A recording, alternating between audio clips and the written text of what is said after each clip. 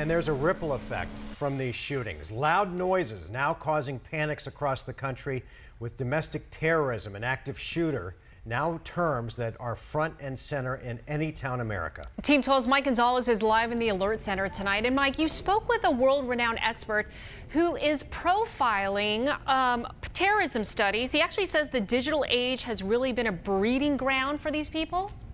Hey, good evening, Mark and Tram. Yeah, it sure has become that. Sites like 8chan, Facebook, even Twitter have given these people a forum for hate.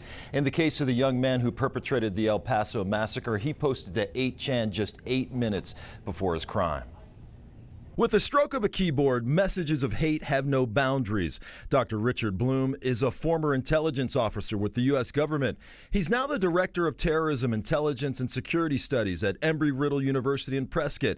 Dr. Bloom says hate speech, domestic terrorism, and the fight for white supremacy has been around since the late 1800s, but these times are new.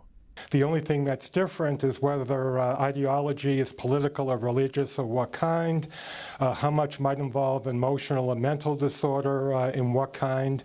And then there are other reasons too when you engage in a psychological autopsy for a particular case. 20 minutes before the El Paso shooting, the 21-year-old alleged triggerman posted a 4-page anti-immigrant manifesto to the website 8chan. It's the third time the site has been used before a mass shooting in the past year. Dr. Bloom says catching mass murderers before they commit the crime can be nearly impossible for law enforcement. An individual who's perfectly okay at one point in time may not be at another. So the whole issue is, how do you try to monitor that change? Even if an individual is physically isolated, psychologically they're thinking about all kinds of people, within their minds, and certainly they're interacting via social media, via imagination, via fantasy with all kinds of people.